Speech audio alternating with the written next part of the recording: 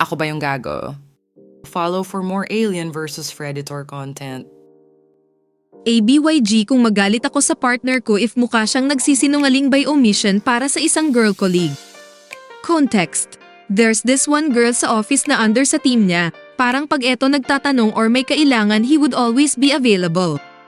May one time na, hindi naman kami sa daan going sa bahay ni ate girl dumaan normally, pero dahil kasabay namin siya instead of ibaba siya somewhere, dumaan kami sa area niya. When I asked him bakit siya dun dumaan, he said, kasi traffic sa kabila may stoplight. Gets ko naman bakit dun dadaan, syempre nakakahiya naman sa nakisabay, pero prior to that alam na ni ate girl na hindi kami dun dadaan.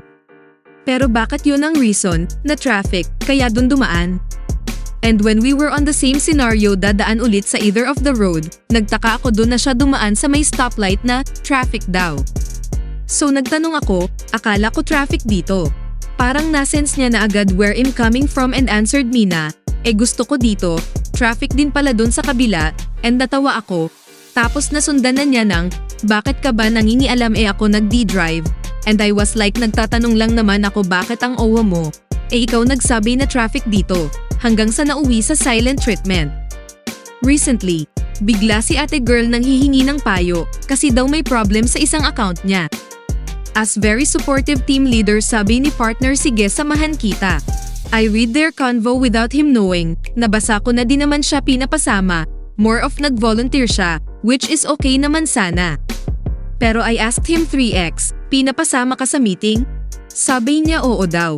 Nung nag-confront na kami, sabi ko bakit kailangan niya magsinungaling, di naman siya pinapasama, nang hihingi lang advice yung isa. Bakit nung tinanong ko na siya ang sagot niya pinapasama na agad? Hindi ba niya pwede sabihin na, nag-volunteer na ako kasi nahihirapan na siya? Mukha namang walang mali siya kay ate girl, pero nagtataka ako bakit ganun yung partner ko. Ako ba yung gago na feeling ko parang di niya kaya magsabi ng totoo pag si ate girl na involved?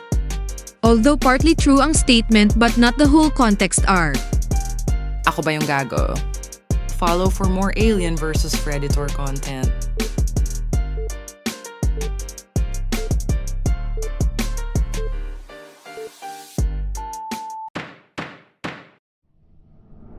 Type niya si girl, period.